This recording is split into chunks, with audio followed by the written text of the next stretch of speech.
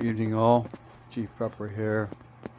So, I don't remember if I told everyone, but my wife's old truck, 72 Dodge D100, for the last 18 months, 2 years. It has been running, but we hit a really bad hole coming back from a place with it. And we've been fighting a shaking problem. Technically, I could have not spent all the money, but if I'm going to have a vehicle that's going to be a shit hits the fan vehicle, then I need it to be safe to drive, if that makes any sense. There is a very minor shimmy still. At this point, I'm almost certain that it is the right rear wheel, and that it, even though the wheel is the wheel is brand new. It brand new like 6 months ago, but it's only got like maybe 500 miles on it. It has a large weight on it for balancing, so I bought a new tire for it. It didn't necessarily get better, but all the front end components that cost me an arm and a leg, and we had the bearings and the wheels seals on the rear axle redone as well. The shaking is basically almost completely gone. It is safe to drive now. Before, it was one of those things that I needed to drive it. My wife, I wouldn't want her to drive it, so because the shaking was noticeable and it was in the steering. So the post shit hits the fan, nuke, EMP, CME vehicle is back on the road. I have a wiring harness that I bought last year that my intent was to put it on this past winter, but there's just been so much going on, I didn't get it done, so that is now on this winter's list of things to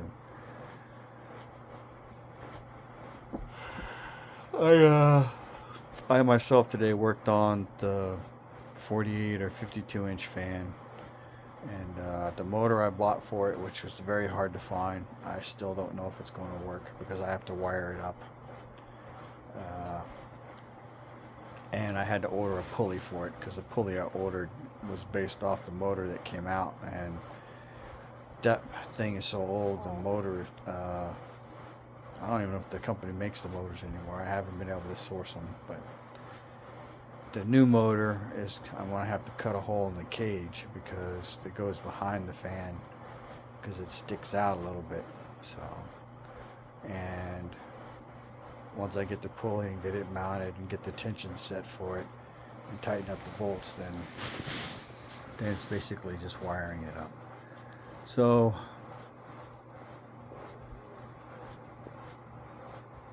that fan will come in handy, especially if the world doesn't end or the world doesn't go shitty, because it moves a lot of air, and it's really nice to have on hot days, especially if you're in the shade.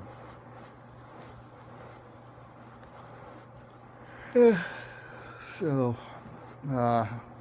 picked the truck up yesterday. It was pulling to the left a little bit. He did say I would need to get it aligned. Found the shop to align it. Be to the wise, a lot of shops can't align anything older than 86 because their computer programs don't go back far enough, and the idiots who are doing it only know how to do what the computer says. So, what else? The dog that I am trying to save, I'm taking her to a vet tomorrow to see if she has a chip. Hopefully she has a loving and caring family that is missing her and wants her back.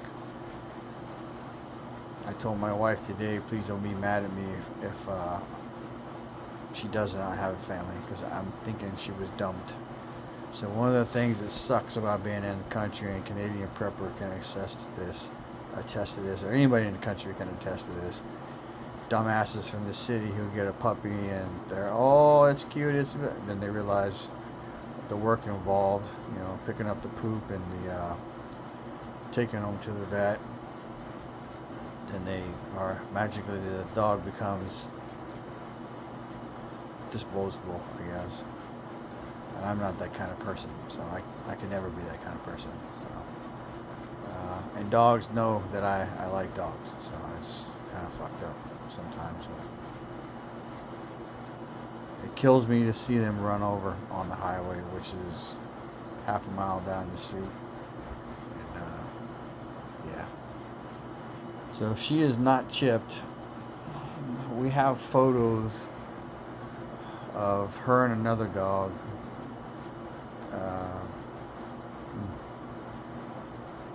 Probably a mile and a half away at a truck stop. If the smaller dog in the photo is her, then she's 38 days from that photo, and there is a report of a larger German Shepherd later deceased on the side of the road, because I'm assuming he got run over. She has a good demeanor. She's clean, or she was clean yesterday. She's less clean today because I haven't let her really in the house. And I don't know how I'm going to make this work if she doesn't have a family and nobody claims her, because my big dog that I love dearly, even with a muzzle on, he tried to bite her. He bit her 3 or 4 times yesterday before I could break him up. And she wasn't fighting back. She was cowering and crying and ran back to the gate. So anyway, I'll know more tomorrow. So she's posted up on Lost Pets on 2 or 3 websites. So anyway, a lot of bad news in the news. I just watched Marv went up to FEMA Region 10, and yeah, I've said before, the government doesn't spend money on shit that it isn't worried about. So if FEMA sites are being prepped, then they're expecting something. And if it's FEMA, then he said Region 10, so it handles Idaho, Washington, I'm going to assume Oregon. I don't know how many FEMA regions there are, but I do know, based on what Bear from Bear Independent has said, that FEMA is not so good government organization. So, what else? I keep saying you need to be prepping every day, working on something. So the fan is not finished, and the part I need won't get here till Friday. And I don't know if that's going to be the right part. The pulley that came off of it is a 2.5 inch, but the inside diameter is 1/2 inch. So the new motor has a 5/8 inch shaft, so this will not fit. What else?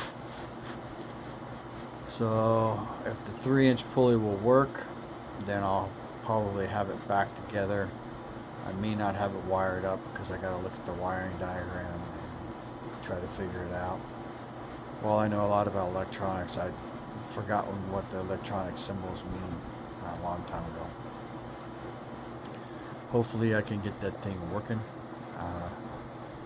I can work on the cover later because that's not that hard to mark it and then cut a hole.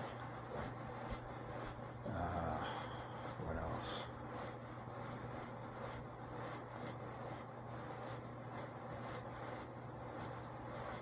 I have the L brackets to anchor the 3 pillars on the back porch. I can do that myself. I gotta clean the area out and put the level on the poles, make sure they're straight, and then drill with the hammer drill after I mark the concrete, and put the screws in basically to hold the pillars in place. And once that's done, then I can build the table. The table is probably the last prep thing I'm going to do back there, other than clean it out and start setting it up. I still have to frame in the top of that door.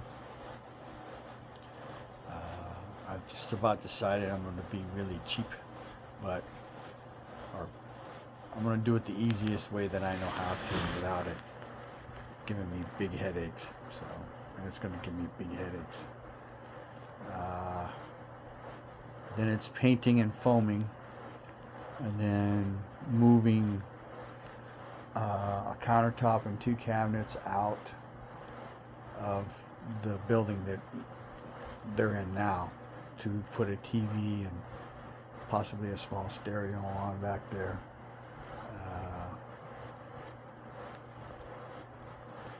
And then when that comes out of where it is and goes on the back porch, then I can put everything from a deep freeze into a cooler,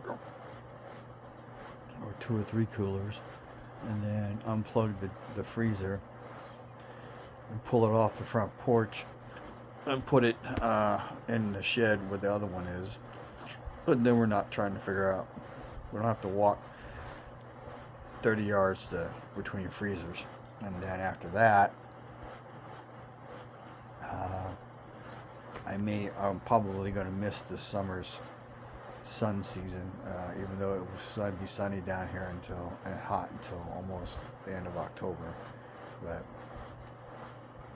I can build a rack and or a platform on 2 poles I have out here that were initially for grapevines that didn't make it, and then I'll put a cable between them, and then I'll put a 2x4 on top of them, and then I'm going to build a wood frame out of 2x4s to hold the solar panel rack that I have, and I've had it for 4 years now.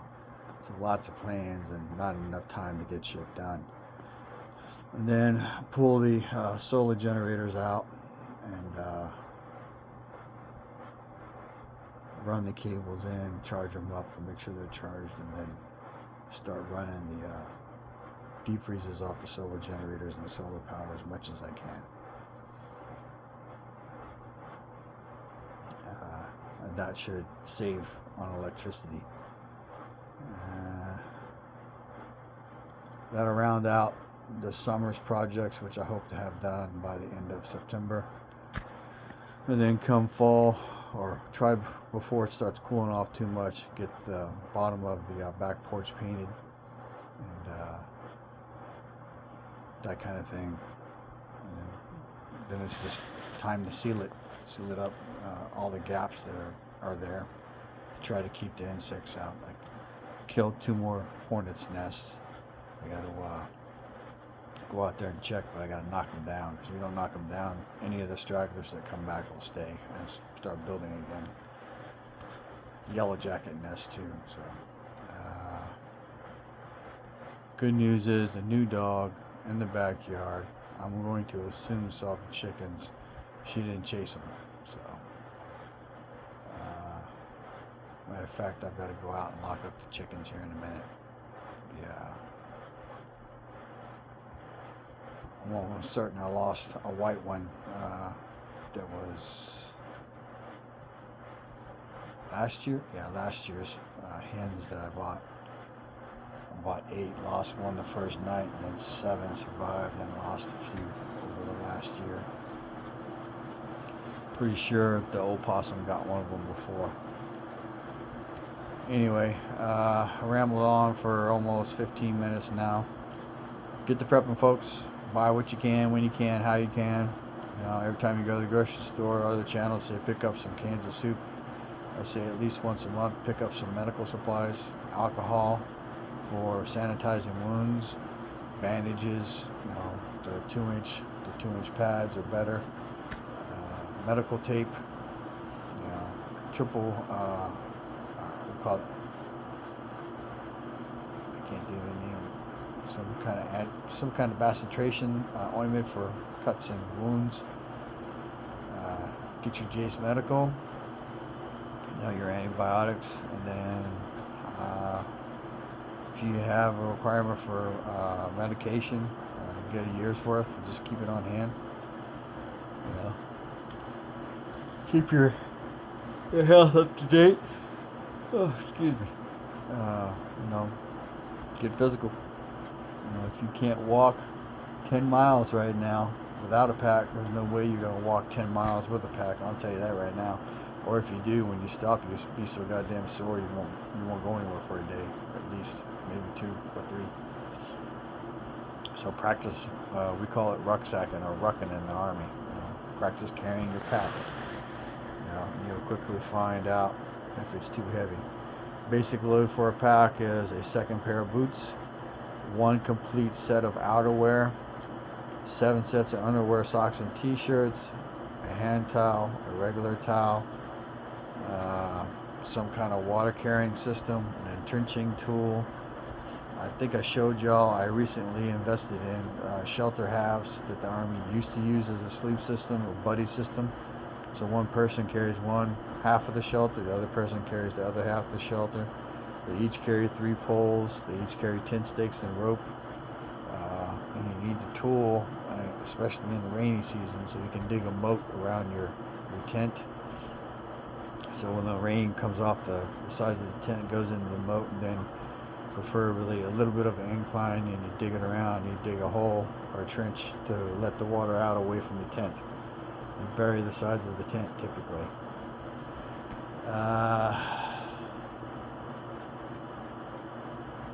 I think I am going to do a video. I know I said I was going to stop a few minutes ago. I am going to do a video of the combat kit that I have. Basically, it's body armor with elbow and knee pads, a helmet, and should have fighting gloves of some type. So you get an idea. But yeah, I'm almost certain there's going to be fighting here in America. So anyway, information is knowledge and power. Live a little, prep a lot, share love, G Prepper out.